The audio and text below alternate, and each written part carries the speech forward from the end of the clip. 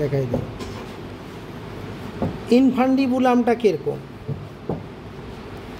আচ্ছা এখানে একটা ফলো দেখো, এই যে এগুলো সব ফলিকল, এগুলো কি ফলিকল, দিজ আর দ্য এরকম রাউন্ড রাউন্ড ফলিকল। ওকে, আচ্ছা এই পার্টটা দেখো দেখি ফানেল শেপ স্ট্রাকচার, বোঝা যাচ্ছে?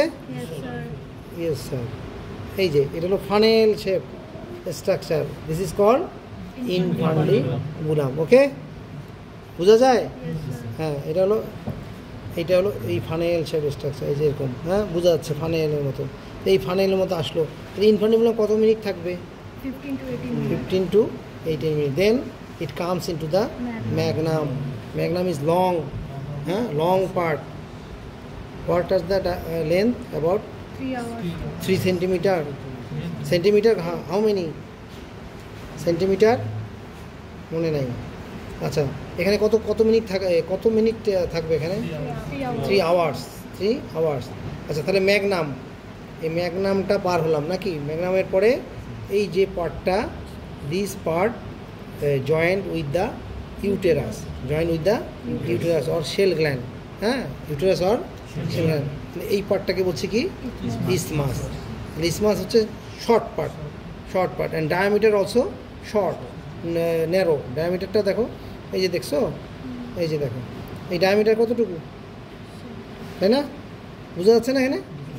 এই তো ডায়ামিটারটা বোঝা যাচ্ছে। আচ্ছা আর এখানকার ডায়ামিটারটা দেখো, ম্যাগনামের ডায়ামিটারটা অনেক ওয়াইড না? হ্যাঁ, তাহলে এই ন্যারো পার্টটাকে বলছি আমরা ইসমাস। দেন ইউটেরাস।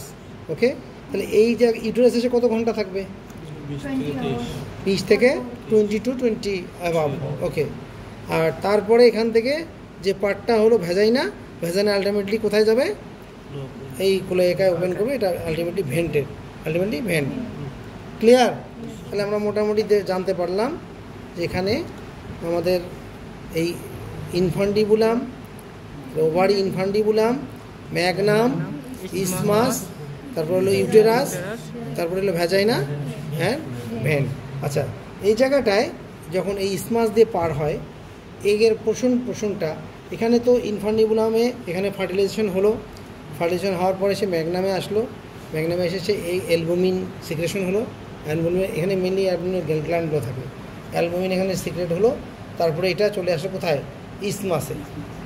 ইসমাসে ন্যারো ইনটা আগে আসবে। অ্যাট ফার্স্ট কাম এই এগের কোন পার্টটা আসবে আগে?